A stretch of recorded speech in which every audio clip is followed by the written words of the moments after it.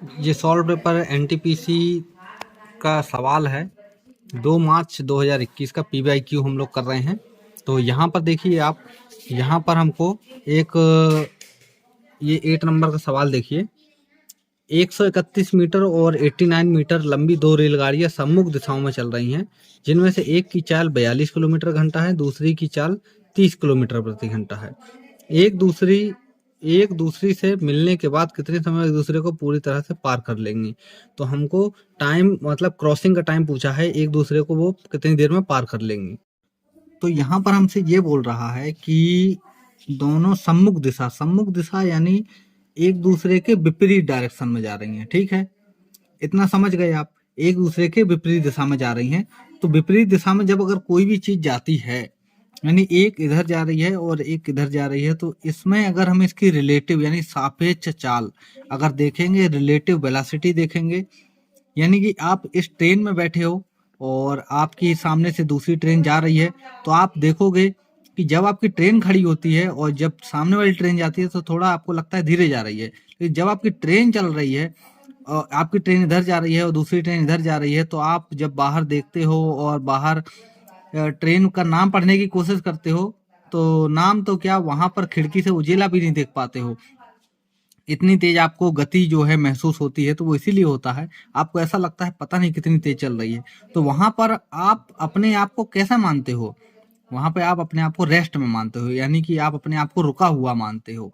और हाँ, हालांकि आप चल रहे हो, लेकिन जब आप देखते हो कोई चीज को, तो वहां पर उस एक पर्टिकुलर पॉइंट पर, वहां पर आप अपने आप को रुका हुआ मानते हो और सामने वाली चीज है वो जो है डबल स्पीड से चल रही होती है। मतलब कि आपकी जो गति है वो इसी के अंदर ऐड होके आपको लगता है कि ये बहुत ज्यादा तेज चल रही है। तो अगर हम एक दूसरे के विपरीत जा रही हैं, तो यहाँ पर हम उन दोनों की गतियों को हम जोड़ देंगे।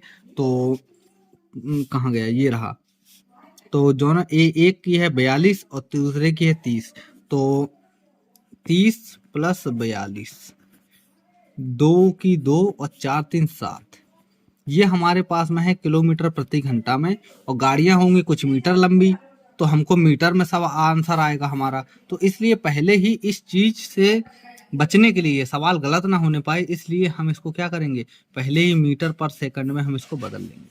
कैसे बदलेंगे सिखाया है आपको। तो 72 जो दिया है, इसको हम कैसे 5/18 से इंटू कर देंगे, यानी कि 5/18 से इंटू करेंगे तो ये किस में बदल जाएगा, डायरेक्ट ये हमारा बदल जाएगा मीटर पर सेकंड में।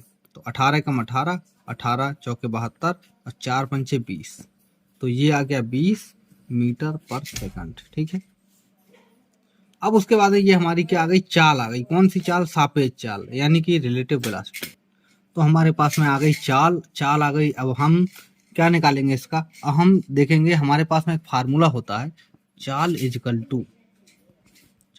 टू दूरी बटे समय, यानी कि speed equal to distance upon time. तो यहाँ पर हमको चाल मिल चुकी है, सापेक्ष चाल है। आपको एक बार सापेक्ष चाल का पता लग जाए तो आप जो है वही सेम फार्मूले जो आपने पढ़े हैं, सिंपल फार्मूले वही लगा सकते हो। तो यहाँ पे 20 लिखेंगे, बराबर हमको जो है समय निकालना है। और समय निकालने के लिए तो दूरी जो है, हमको दूरी कैसे पता चलेगी, चलो सवाल पर चलते हैं। तो देखो 131 मीटर और 89 मीटर, इतनी लंबी हैं दोनों ट्रेनें। तो मान लो ये यहाँ पर है एक ट्रेन, ये है 131 है, सॉरी 131 है।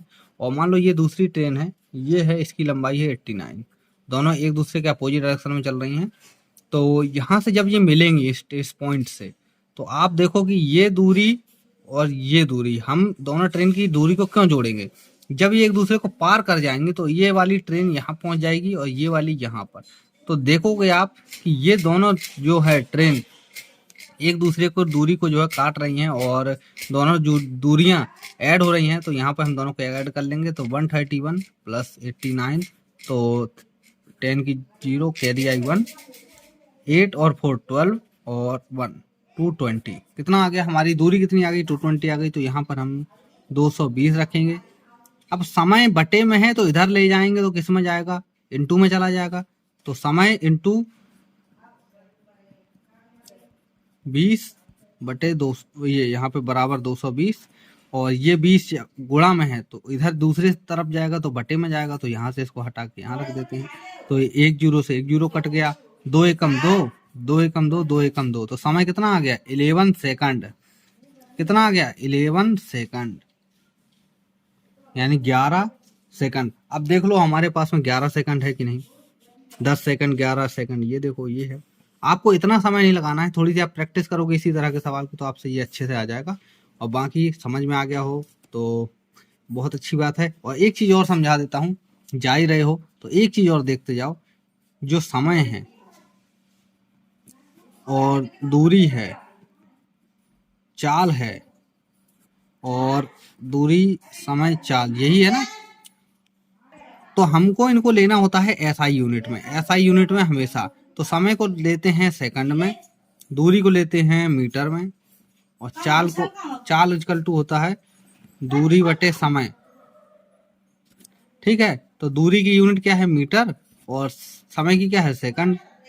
तो क्या हो जाएगी, चाल की यूनिट क्या हो जाएगी मीटर अपॉन सेकंड।